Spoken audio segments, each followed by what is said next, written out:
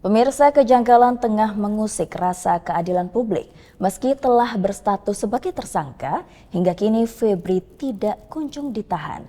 Bahkan keberadaan fisiknya kini seolah menjadi misteri.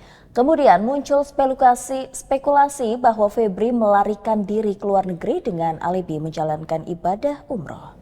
Nasib mantan Jampitsus Febri Adriansyah kini berada di ujung tanduk. Sang pemburu korupsi telah resmi menyandang status tersangka dalam 3 kasus dugaan korupsi dan pencucian uang sekaligus. Namun kejanggalan kini mengusik rasa keadilan publik. Meski telah berstatus tersangka, Febri tak kunjung ditahan. Bahkan keberadaan fisiknya kini seolah menjadi misteri. Muncul spekulasi liar, Febri melarikan diri ke luar negeri dengan alibi menjalankan ibadah umroh ke Tanah Suci. Pihak kejaksaan pun langsung membantah rumor tersebut. Dan terkait dengan yang disampaikan terkait dengan inisial FA itu, yang jelas yang bersangkutan masih ada di Indonesia, tidak keluar negeri, dan kooperatif, dan dalam pantauan penyidik.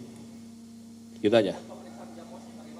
Ya nanti beringan, kebetulan kan PLH dari pelaksana tugas Jampitsus juga merangkap Jamwas. Itulah dibentuknya kenapa salah satu pertimbangan supaya dengan memudahkan. Artinya selama ini belum pernah juga ada pemeriksaan terhadap yang bersangkutan? Belum, kan baru kemarin. Kan perlu proses kemarin ya. Sudah diagendakan berapa pemeriksaannya Pak? Ya ini kan kita dulu belum menerima sepenuhnya. Baik itu barang bukti kan sudah teliti. Barang buktinya kan cukup banyak tuh kemarin. Dari ini kan ada emas, ada apa. Kita teliti dulu. Dari situlah nanti baru kita mendalami dan memeriksa, mengkaji dulu. Nah, seperti apa nantinya, tapi namun demikian juga karena sifatnya ini masih pelimpan, kita pelajari dulu tim.